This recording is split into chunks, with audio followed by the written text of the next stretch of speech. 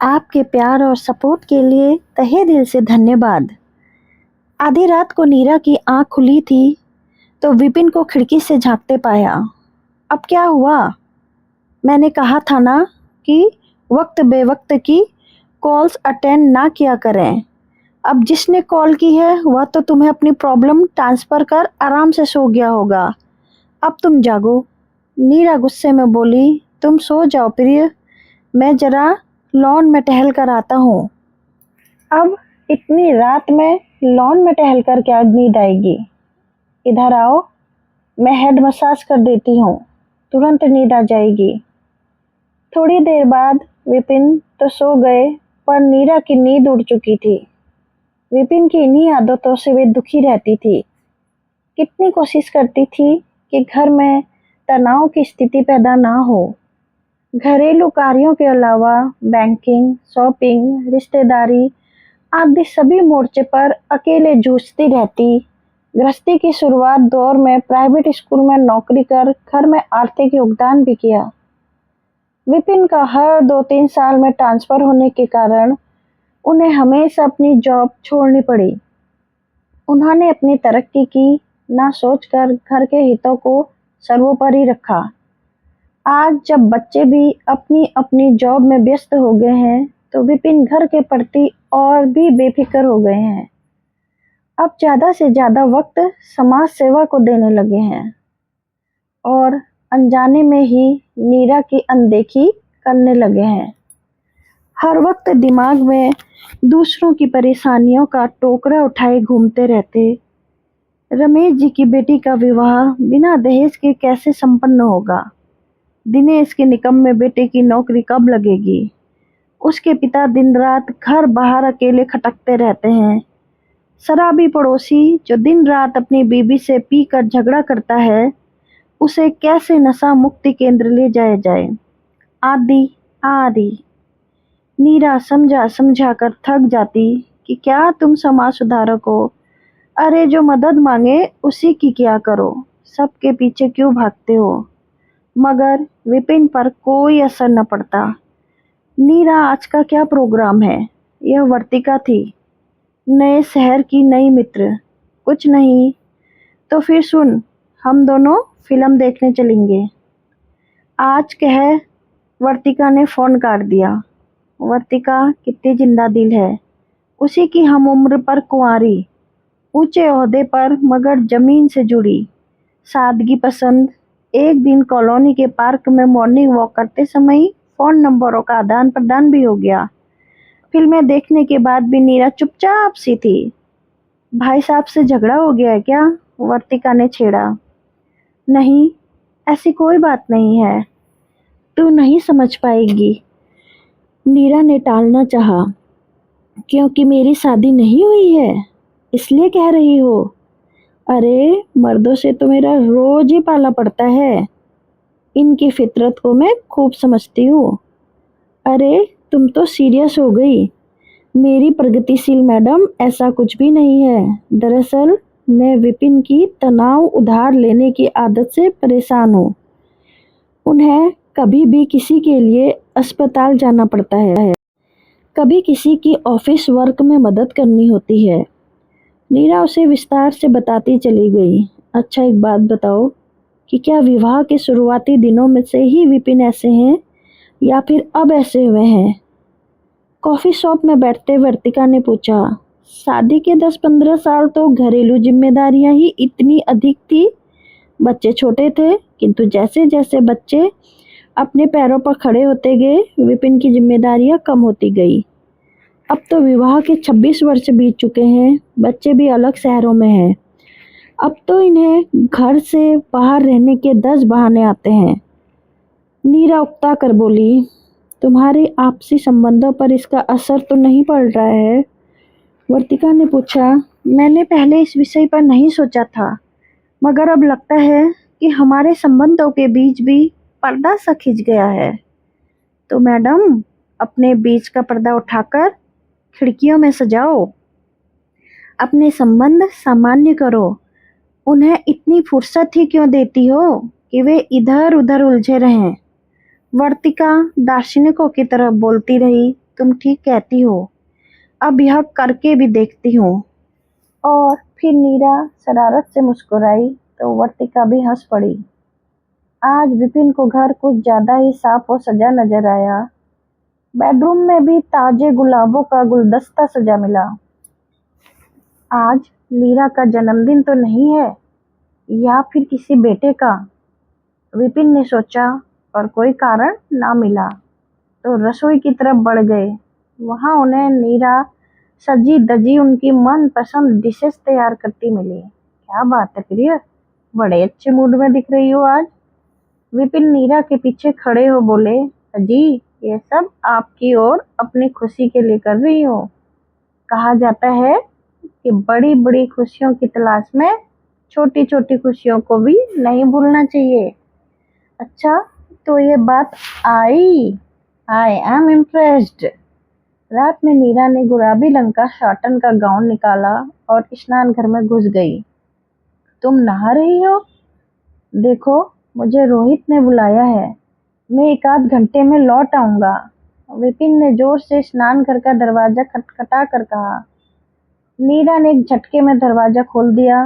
वे विपिन को अपनी अदा दिखाकर रोकने के मूड में थी, मगर विपिन अपनी धुन में बाई करते चलते बने। 2 घंटे इंतजार के बाद नीरा का सब्र का बांध टूट गया। वे अपनी बेकदरी पर फूट फूट कर रो पड़ी। आज उन्हें महसूस हुआ जैसे उसकी अहमियत अब विपिन की जिंदगी में कुछ भी नहीं रह गई है। दूसरे दिन नीरा का उखड़ा मुंह देख कर जब विपिन को अपनी गलती का एहसास हुआ तो उन्होंने रात में नीरा को अपनी बाहों में भरकर सारी कसक दूर करने की ठान ली। मगर आक्रोशित नीरा उनकी बाहें झटक कर बोली, हर वक्त तुम्हारी मर्जी नहीं चलेगी। विपिन सोचते ही रह गए कि खुद ही आमंत्रण देती हो और फिर खुद ही झटक देती हो। औरतों को यह तिरिया चरित्र कोई नहीं समझ सकता। उधर पीठ पलट कर लेटी नीरा की आंखें डबडबाई हुई थी। वे सोच रही थी कि क्या वे सिर्फ हाड़ मांस का पुतला भर है, उनके अंदर दिल नहीं है क्या? जब दिल ही घायल हो तो तन से क्या सुख मिलेगा। 2 महीने के बाद वर्तिका और नीरा का अफेयर फिर उसी कॉफी शॉप में बैठी थी। नीरा, तुम्हारी हालत देखकर तो यह नहीं लग रहा है कि तुम्हारी जिंदगी में कोई बदलाव आया है। तुमने शायद मेरे सुझाव पर अमल नहीं किया। सब किया, लेकिन लगता है विपिन नहीं सुधरने वाले। वे अपने पुराने ढर्रे पर लौट गए हैं। कभी अस्पताल, कभी ऑफिस का बहाना, लेट लतीफ़ी, फोन पर लगे रहना, समाज सेवा के नाम पर देर रात लौटना। मुझे तो अपनी जिंदगी में अब तनाव ही तनाव दिखने लगा है। बच्चे बड़े हो गए हैं, उनकी अपनी व्यस्तताएं हैं और पति की अपनी। सिर्फ एक मैं ही हूँ, बिल्कुल बेकार हो गई हूँ, जिसकी किसी को भी जरूरत नहीं रह गई है। नीरा के मन का गुबार फूट पड़ा। मुझे देख, मेरे पास ना तो पति है और ना ही बच्चे। वर्तिका बोल पड़ी, पर तेरे जीवन का लक्ष्य तो है। ऑफिस में तो तेरे पुरुष भी हैं जो तेरे इशारे पर काम करते हैं। मुझे तो घर पर काम वालियों की भी चिरोरी करनी पड़ती है। नीरा रोआसी उठी। अच्छा, दुखी ना हो, सुन एक उपाय बताती हूँ। उसे करने पर विपिन तेरे पीछे पीछे भागने लगेंगे। क्या मतलब? मतलब एकदम साफ है। तूने अपने घर को इतना व्यवस्थित और सुविधा युक्त कर रखा है कि विपिन घर और तेरे प्रति अपनी जिम्मेदारियों से निश्चिंत है और अपना वक्त दूसरों के संग बांटते हैं। तेरे लिए सोचते हैं कि घर की मुर्गी है, जब चाहे हलाल कर लो। मेरी समझ में कुछ नहीं आया। नीरा उलझन में पड़कर बोली, तो बस इतना समझ ले, विपिन को तनाव लेना पसंद है तो तू ही उन्हें तनाव देना शुरू कर दे, तब वे तेरे पीछे भागने लगेंगे। सच में? एकदम सच। तो फिर यही सही कहे। नीरा ने एक बार फिर से अपनी गृहस्थी की गाड़ी पर पटरी पर लाने की कमर कस ली। सुनो, ये 105 नंबर वाले दिनेश जी हैं। उनकी पत्नी तो विवाह के 5 वर्ष बाद ही गुजर गई थी। फिर भी उन्होंने अपनी पत्नी के गम में दूसरी शादी नहीं करी। अपनी इकलौती औलाद को सीने से लगाए दिन काट लिए। अब देखो ना, बेटा भी हायर एजुकेशन के लिए विदेश चला गया है। उफ, तुम्हें कब से कॉलोनी वासियों की खबरें मिलने लगी हैं? तुम तो अपनी ही गृहस्थी में मगन रहती हो।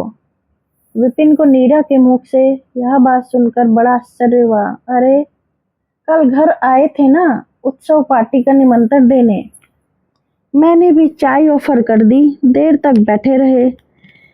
अपनी बीबी और बेटे को बहुत मिस कर रहे थे।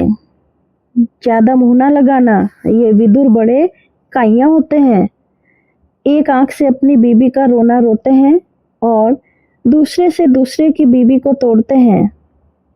तुम पुरुष होते ही ऐसे हो, दूसरे मर्द की तारीफ सुन ही नहीं सकते। कितने सरल हृदय के हैं वे बेचारे।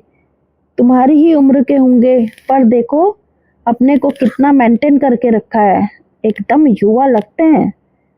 तुम कुछ ज्यादा ही फिदा तो नहीं हो रही हो उन पर? अच्छा छोड़ो, मेरा टिफिन दो फटाफट, मैं लेट हो रहा हूँ। और हाँ, हो सकता है आज मैं घर देर से आऊँ। तो इसमें नई बात क्या है? नीरा ने चिढ़कर कहा। तो विपिन सोच में पड़ गया। शाम को जल्दी पर घर पहुंचकर उन्होंने नीरा को चौंका दिया। अरे मैडम, इतना सज धज कर कहाँ जाने की तैयारी हो रही है? यूं ही जरा पार्क का एक चक्कर लगाने की सोच रही थी। वहाँ सभी से मुलाकात भी हो जाती है और कॉलोनी के हाल चाल भी मिल जाते हैं। विपिन हाथ मुंह धोने गए तो नीरा ने उनका मोबाइल चेक किया। आज जल्दी आने का कोई सुराग मिल जाए, पर ऐसा कुछ नहीं मिला। आज क्या खिलाने वाली हो नीरा? बहुत दिन हुए हैं तुमने दाल कचौड़ी नहीं बनाई है। शुक्र है तुम्हें कुछ घर की भी याद है। नीरा के चेहरे पर उदासी थी। यहाँ आओ नीरा, मेरे पास बैठो। तुमने पूछा ही नहीं कि आज मैं जल्दी घर कैसे आ गया, जबकि मैंने बोला था कि मैं देरी से आऊँगा, याद है? हाँ, मुझे सब याद है, पर पूछा नहीं तुमसे। मैं अपने सहकर्मी रोहित के साथ हर दिन कहीं न कहीं व्यस्त हो जाता था। आज सुबह उसने बताया कि उसकी पत्नी अवसाद में आ गई थी, जिस पर उसने ध्यान ही नहीं दिया था। कल रात वह अचानक चक्कर खाकर गिर पड़ी तो अस्पताल लेकर भागा। वहीं पता चला कि स्त्रियों में मेनोपॉज के बाद ऐसा दौर आता है जब उनकी उचित देखभाल ना हो तो वह डिप्रेशन में चली जाती हैं। डॉक्टर का कहना है कि कुछ महिलाओं में अति भावुकता व अपने परिवार में पकड़ बनाए रखने की आदत होती है और उम्र के इस पड़ाव में जब पति और बच्चे इग्नोर करने लगते हैं तो वे बहुत हर्ट हो जाती है। अतः ऐसे समय में उनके पौष्टिक भोजन व स्वास्थ्य का ख्याल रखना चाहिए, वरना वे डिप्रेशन में जा सकती है। मुझे क्यों बता रहे हो? नीरा पल कर बोली। सीधी सी बात है, मैं तुम्हें समय देना चाहता हूँ ताकि तुम खुद को उपेक्षित महसूस ना करो। तुम भी तो उम्र के इसी दौर से गुजर रही हो। अब शाम का वक्त तुम्हारे नाम, हम साथ मिलकर सामाजिक कार्यों में हिस्सा लिया करेंगे। दोस्तों, कहानी अगर आपको अच्छी लगी तो कमेंट कर दिया करिए। कमेंट ना भी करें तो लाइक कर दें, सब्सक्राइब कर दें। Thank you so much for listening my story. Thank you.